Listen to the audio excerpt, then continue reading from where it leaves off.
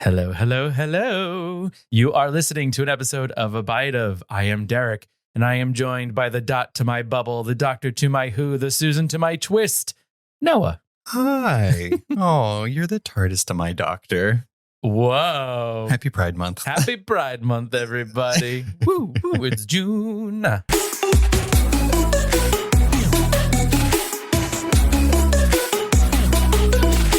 If you're watching us, you can see I'm in my rainbow tie-dye shirt. I love it. Yeah, you got Hello Kitty on? Yes, and I'm, a homosexual. So the pride icon, Hello Kitty. She was on an episode of RuPaul's Drag Race. Yeah. She was. And then they all had to make their own little Hello Kitty friends. Like actual, okay. Oh, anyway. Yeah. It was season 6. Well, so today we are talking. No, season 7. Sorry. Today, the RuPaul fanatics are going to go after you for Me. that. Yeah. Today, we're talking about Doctor Who, episode 5, Dot and Bubble, an episode long in the making from Russell T Davies and Stephen Moffat. They had talked about it, Smith era. We finally got it. Interesting. Lots to talk about in this one. I'm kind of curious of how they changed things from the Matt Smith era to the Ncuti Gatwa era. Well, but like, what did it originally look like? right, I don't know. Mm. No idea. They're All not right. saying. And they'll probably keep it that way. So before we get into everything, make sure you're following us on every platform imaginable, just like Dot and Bubble. Put your bubbles up and your dots on and follow us. Make sure we're in your friend list. Yeah. Do not block us. That'd be great. And also, it's Pride Month. So if you want to support queer indie creators, we have a Patreon. You can go there. You can watch our episode on the 2000s X-Men. We released that recently. That was fun. Yes, we talk about leather. We talk about Professor X. And we talk about Wolverine. That's it. All the gay things. All the gay things, exactly. Happy Pride Month. Happy Pride Month. And the fashion, of course. Yeah. And then as always, if you have any thoughts on Doctor Who, X-Men, anything, or just your current favorite pop culture obsession, email us at abonibbles@gmail.com. We like a little mailbag. I was going to say a mail bag. Well, they're true. Sorry. Happy Pride Month. All right. So spoilers ahead for Doctor Who, Dot and Bubble. Mm-hmm. So let us officially take a bite of Doctor Who episode 5, Dot and Bubble, written by Russell T Davies and directed by Dylan Holmes Williams. Lindy Pepper-Bean leads a happy, lazy life in Finetime, where she connects with her influencer friends using her Dot and Bubble, works 2 hours a day, and forgets how to walk. Her friend list is hacked by the Doctor and Ruby, who are warning her that slug-like beings are chowing down on her besties. However, for more reasons than one, Lindy is finding it hard to follow the Doctor's directions, which will very well lead to her own demise. Good. Bitch. All right. So lots of thoughts on this one before we get into the meat and potatoes of this episode. The dot and the bubble of this episode. Give us your general thoughts. Okay. So this episode was like this. Come on, guys. This is about addiction to social media. Come on. And I'm like, yeah, get them. They're right. And then at the end, they're like, it's not. And I was like, whoa. Yeah. Those are my thoughts. Yeah. This season as a whole has been very interesting. We only have 8 episodes, which is very short for Doctor Who season. So it's interesting to get 2 episodes where they're kind of Doctor light in a way. Mm-hmm. That shooting schedule and everything, that it makes sense. But it is interesting that each one has almost been like a standalone episode in a way, instead of, kind of an overarching thing that we usually get in the seasons. I like it. It's just like different as a longtime Doctor Who fan. So I'm liking these snippets. I'm curious to see how after Rogue, the next episode, and then the 2 kind of parter finale, how that's going to wrap the whole season together.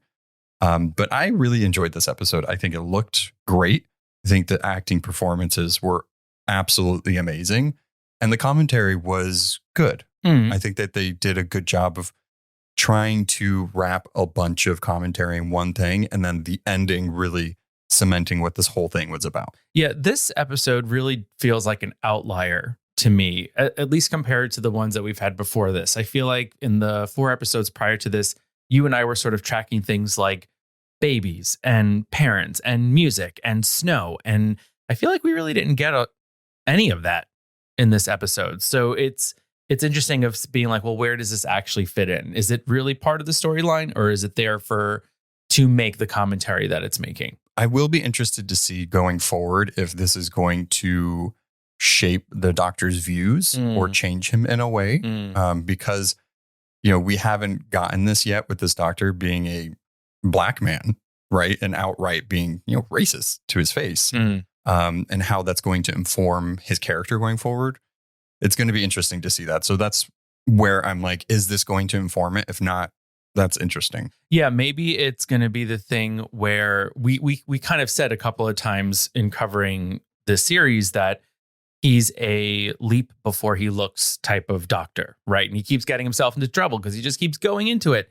So maybe now this is shaping him because he's going to stop and pause and think about who he's going to be helping and how he's going to be helping them. All right. Before we jump to the end, because there's a lot to digest with the ending. Like a slug. Like a slug. Love those slugs.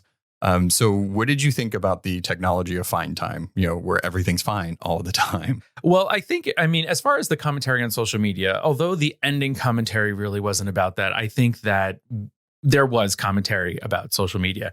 And, I think that we all do get sucked into our phones. Granted, we don't have a bubble around us, but we are, face to face with screens for most of our days. And so I think that kind of Finetime of us just being able to live in this perfectly curated pastel world is a reality that people want to live in. And so when you see Lindy Pepper-Bean, who's sort of our main character here, this is where she exists. And this is where she's most happy being.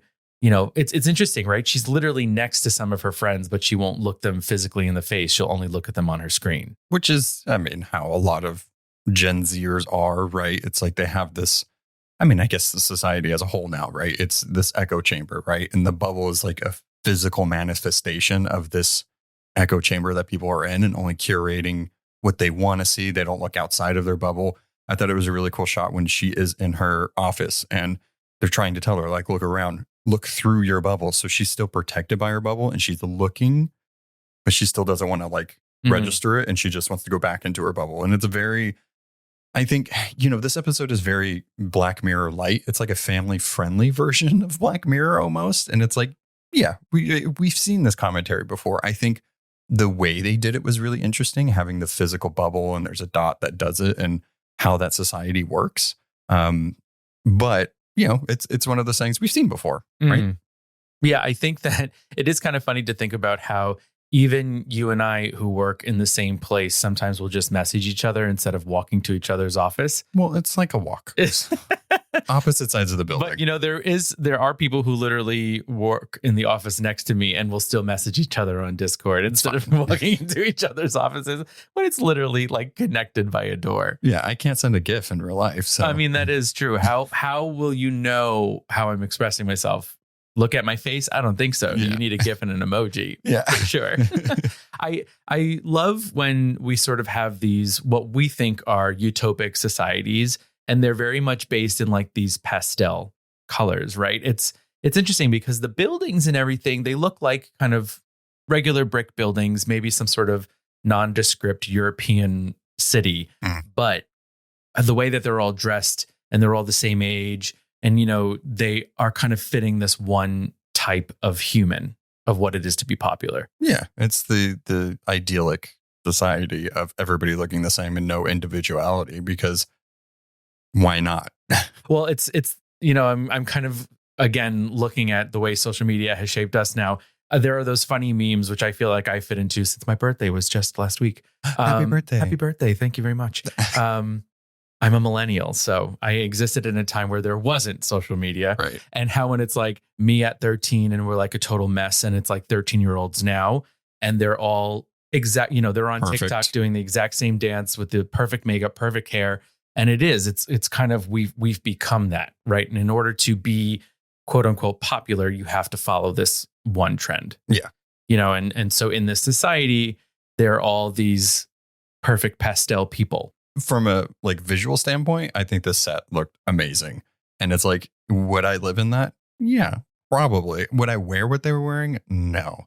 But aside from the way it looked, This episode did a good job of, okay, actually, I'm curious of what some viewers think about it after watching it, right? Did you recognize what it was trying to tell you at the beginning, or was it until the end? I think Russell T Davies had said something about like, it's going to be interesting for like white viewers to like catch on to when it's interesting because it's Doctor Who. And for like a lot of their episodes, it's primarily white. And that's the one thing I will always criticize about Doctor Who. It's like they could have more people of color in it. And especially with Martha, I'm going to get off the soapbox in a minute, but when is she going to be mentioned? She was a companion. She's a person of color. It's like, come on, like there's something where it's like, yes, I guess like you were saying this thing and it has a commentary on racism, but also it's Doctor Who created by primarily white people and most of their cast is white. So I think it's almost disingenuous to be like, did you catch on? It's like, well, this looks like every episode. Right. That's very true. Until you told us this is how this society works. Right. So that's like my main criticism with this episode. Do I think it was done well? Yeah. But I think it's weird to be like, did you catch it? Well, maybe that's the question, right? Is why did it have to be a did you catch it thing, right? Why did it have to be once there was that final reveal in the last 5 to 10 minutes of this episode? Did we then have to go, oh, that's why Lindy did this? That's why Lindy, like, why wasn't it like, no, she's overtly racist and that's the storyline? Yeah, I would be interested to see. So this was an episode that was kind of discussed between Moffat and Russell T Davies back in, I believe it's the Smith era, Matt Smith era. And I'm curious how this episode would have been then. I know they said they couldn't do it because the technology wasn't there or the budget wasn't there. So now that they have a person of color being the doctor and having them kind of take the brunt of it is interesting. I would have been curious to see how that would have worked prior. They have done episodes where like societies are racist and overtly that way. Well, I think one of the interesting things is that they played off a lot of Lindy's actions throughout the episode as microaggressions, when in reality they were just aggressions, right? And so why did we code them as microaggressions when they were really just aggressions? I'm curious if it was right. I'm curious if it was more of like, you think it's about social media, right? It's also about this. And that was like the underlying thing, which I think it did catch me by surprise at the end. I was like, oh shit, they're all racist. The society is racist.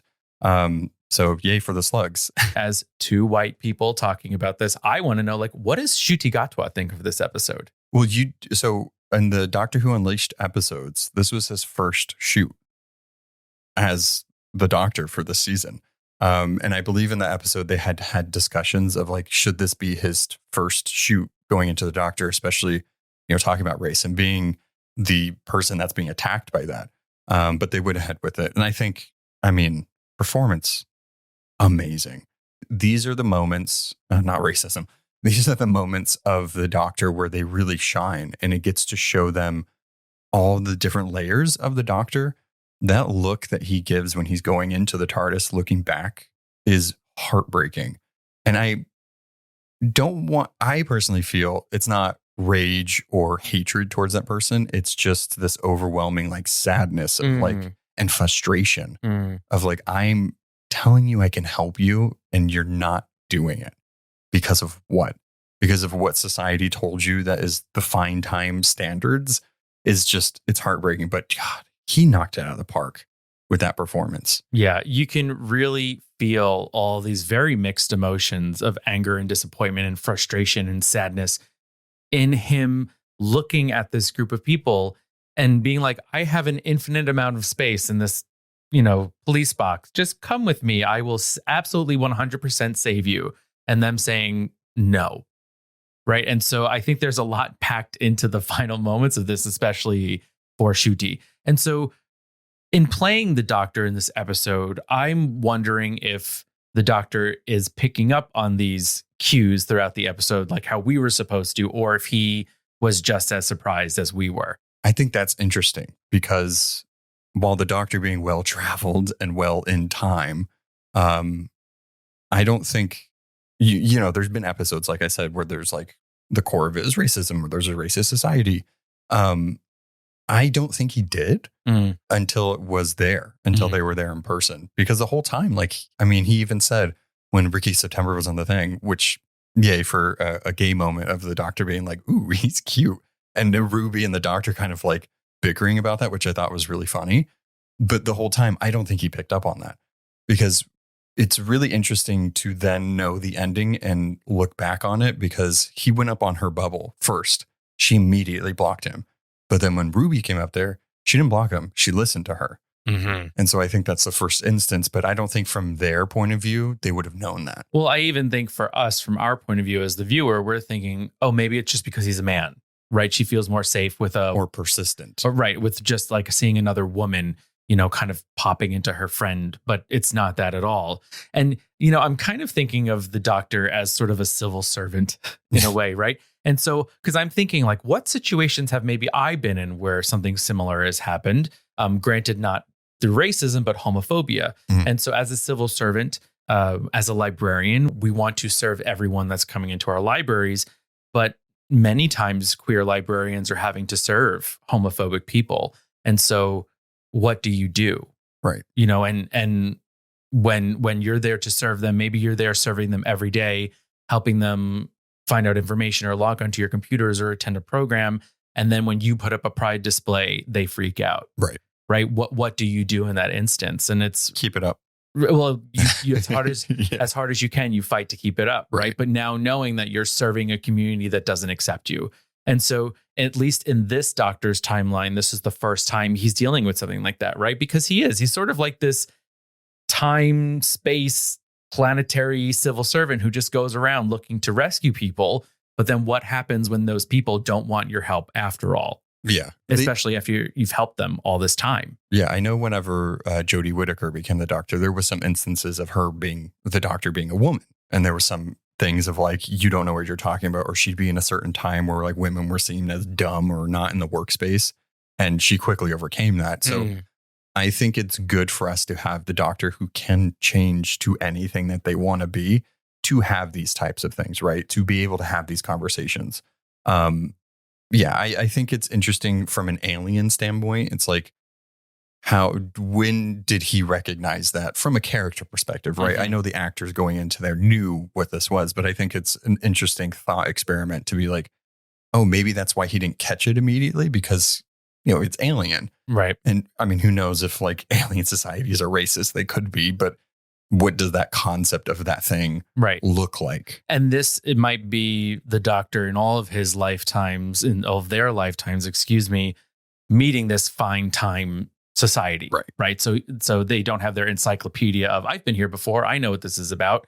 And I just want to say something, sorry to go back, that I'm not equating being gay to being a person of color. I'm just trying to look at a small instance where maybe I would feel some way this prejudice, but I could obviously, code switching is a real thing. And I can, as whatever. I just wanted to put that out there. Yeah. I mean, I think it's important, right? And I don't think that we would ever claim to be experts on this thing. So let's take a step away from sort of the themes of the episode and get into the sort of Hooniverse of this season and the appearance of our favorite mystery person, Susan Twist.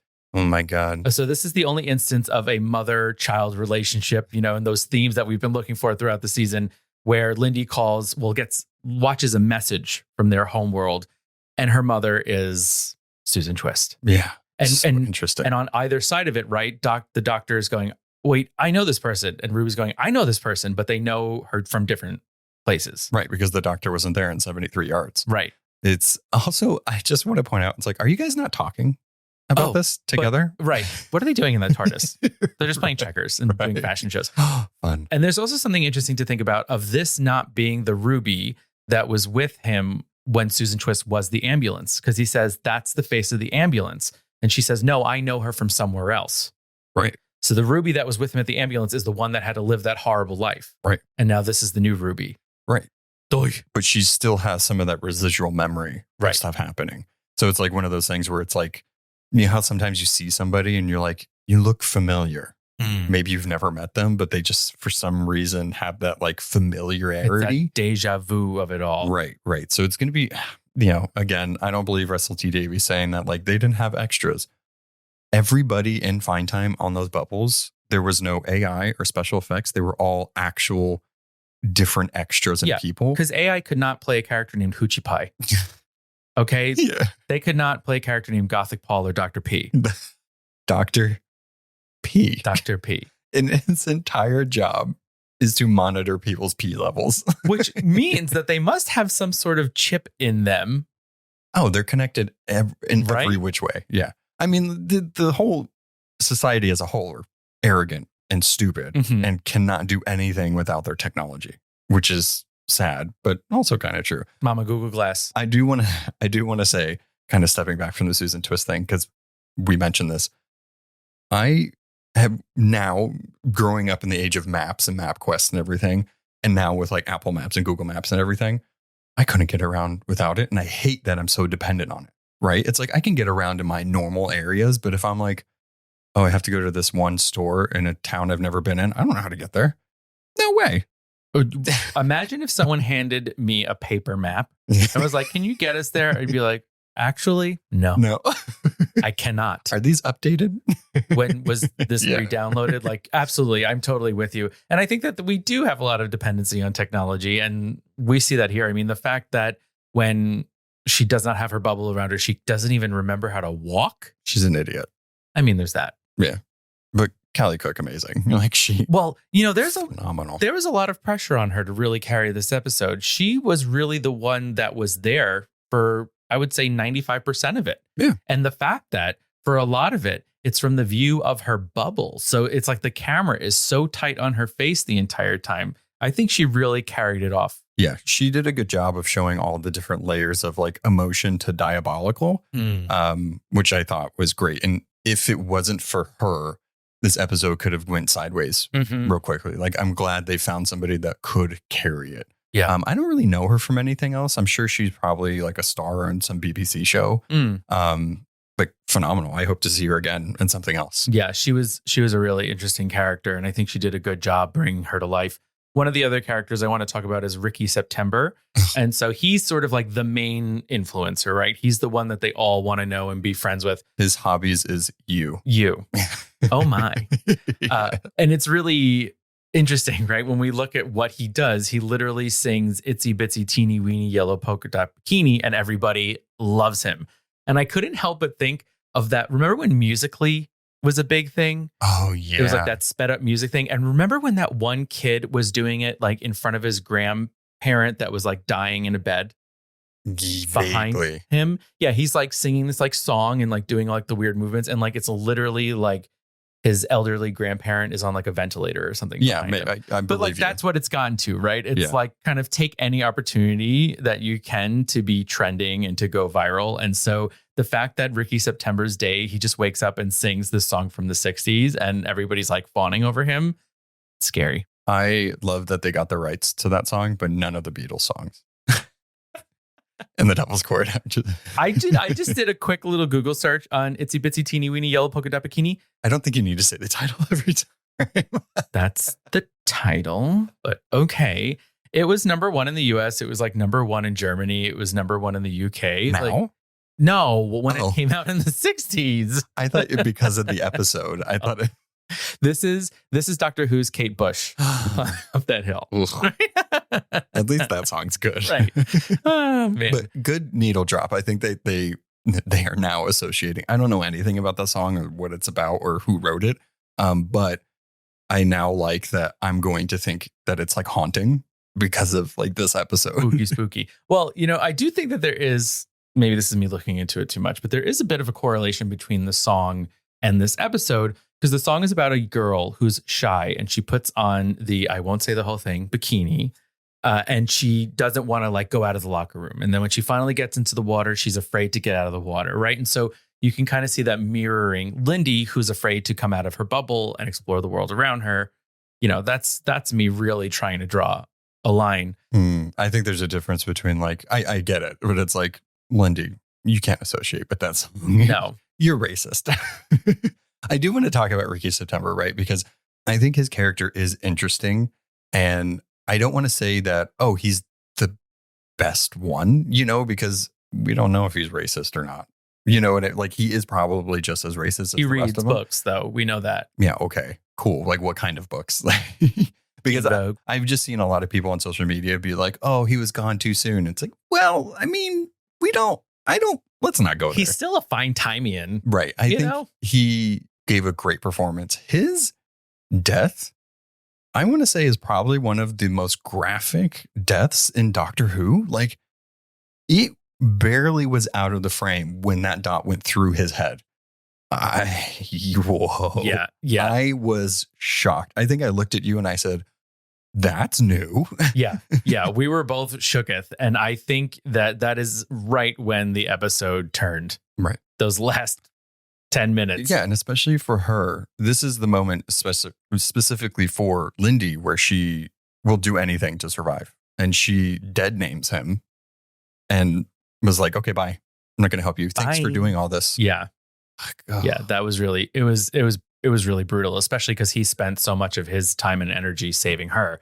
And then she bold-faced lies to Ruby and the doctor saying, oh, well, he went back because he had more people to save. He wouldn't come. That look, because it's showing her facing her friends and they're asking questions. And anytime she has to turn around to address them, she gets this like, ugh, these people. Like, oh, let me put on a fake smile and talk to them. It's so gross, but so well acted in that part. Because it's true. You see these two-faced people all the time. Like, on social media is one thing, but in person, you have to, put on a face because you don't want to upset anybody.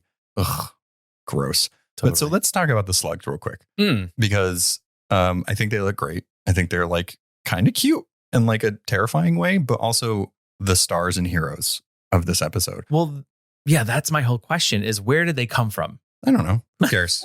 I'm glad. They destroyed the homeworld and they were like, you know what? We're going to go kill your babies too. Yeah. All those racist babies. Get them. Because, I mean, we have to wonder if there is a history between whatever this race of people is called, and these slugs. Did they take over their homeworld? Did they push them out? And now they're acting on revenge. It is interesting to think that the dots were in on it too. So whatever AI or whoever created this thing decided to kill them, right? Or to take out these people. Because it seemed very much like the slugs and the dots were in on it. Yeah. Because they were going in alphabetical order, killing all of them. Mm-hmm. And for the dots to be like, oh, we missed one in that name. Okay, let's go after this thing. It's interesting. I don't think we're ever really going to know. But from Doctor Who Unleashed, they actually have a name, the slugs.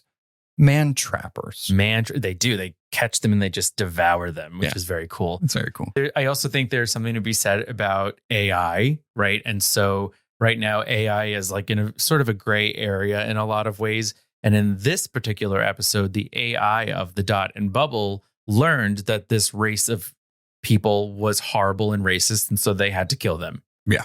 So at least there's that. Yeah. Bye. Long lives the slugs. Down with fascism and racism. I just love that. I want somebody to make a poster because when they show the homeworld, there's that slug on the building and everything's like destroyed. Yeah. And I'm like, yeah, you go, slug. That slug's like, look at what we've done. Yeah. Congratulations to us. I love them so much. They're the heroes of this episode. 100%.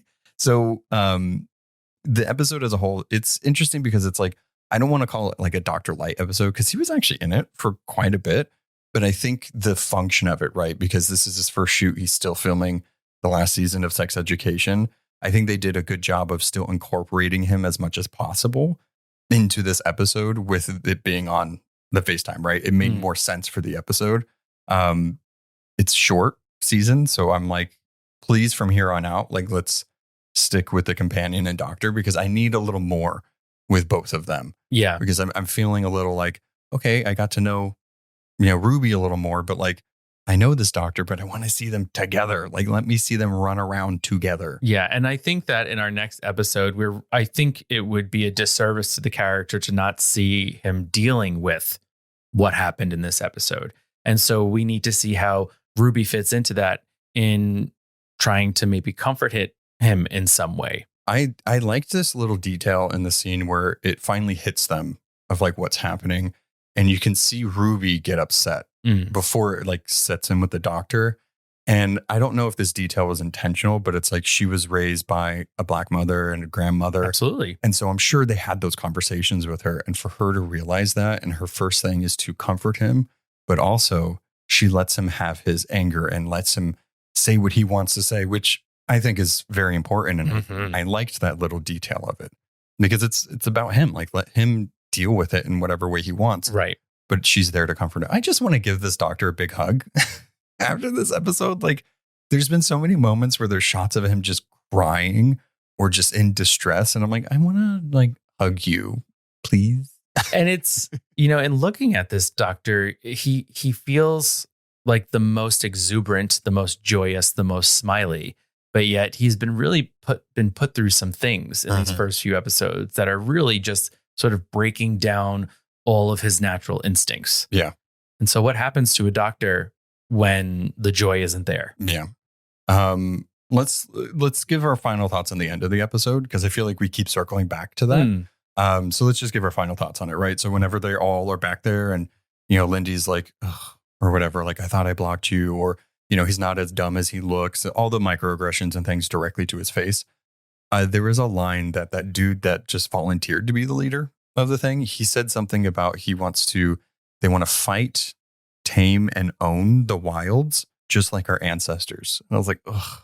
But what did you think about them not showing the demise of them? Like, they're just going to go off. I'm trying to lean into sort of this poetic ending, or however you want to call it. But I would have even just have really liked to even see them sailing out on that boat and watching slugs come up. Not actually watching them be devoured, but watching the slugs follow them and knowing that they're going to get them. This sort of ambiguous, her just looking at them and him looking at her, that fell a little flat for me. Personally, I liked it on the doctor's side. Like, her side, I'm just like, don't look at him. You don't deserve to look at him. I don't mind it. I'm trying to find the reason behind it, but I think it's one of those things where it's like, I guess we could assume, right? They can't do anything without technology. They can barely walk. So I don't think they're going to be able to survive out in the wilds. But also it's that thing of like, they're talking about their ancestors, what they did before them. And it's like, oh, you literally got help by a minority. Right. And then you're just going to go out there and do the same thing. Ugh. Yeah. And I think it's kind of a choice that we see sort of the goodest one, right? Ricky September get a ball through the head. And then when the most evil of them, Lindy, we just see her sail off. I think we can assume the ending for them. Show me the ending. No, I want to watch her screaming and getting eaten by a slug. The slugs are going to get them. I Absolutely. hope so. Yeah. They have to. I mean, we now we have to think we have an army of balls and an army of slugs that are surely going to come out of the dome and get them. Good. Yes. 100% get them. But I wanted to see it. So we're not finally, but we're actually now over the halfway mark for this season. Do you have any thoughts of this season so far? Do you have any like hopes of where it's going to go in the last 3 episodes? I think that I've enjoyed it really going through these 5 episodes. I've enjoyed all of the episodes. I now, in these last 3, I want to see us closing some of these circles. I want to see us answering some of these questions. Maybe not all of them, but I really want to see why this doctor and why Ruby and this companion are together on this journey. Yeah. Agreed. Yeah. The next episode is interesting. I'm curious to see what that's about. It's Rogue. Jonathan Groff is in it. We're finally getting like a proper, it seems like, alien society. For a lot of this, we've been on Earth or like Earth-like places with not many aliens, which is interesting for Doctor Who, because a lot of times it's like, you have the Cybermen, you have the Centaurans, you have all of these people. Where are the Daleks? I mean, that is one thing I am liking. It's different. Way different, that we haven't gotten any standard like Doctor Who villain. So I'm curious when and if they will show up. But this next one seems fun. Barry Bridgerton looks really gay. Jonathan Groff and the Doctor. There may be some singing. Yeah. So 2 thumbs up. Yeah. Hopefully. Yeah. I'm very excited for that one. So that's coming out after it premieres. I was like, what day is it? No. Friday. Yeah. All right. So let us know what you thought of Dot and Bubble. Very curious to know your thoughts. Yeah. Interesting episode. Yeah. It was like pastel terribleness.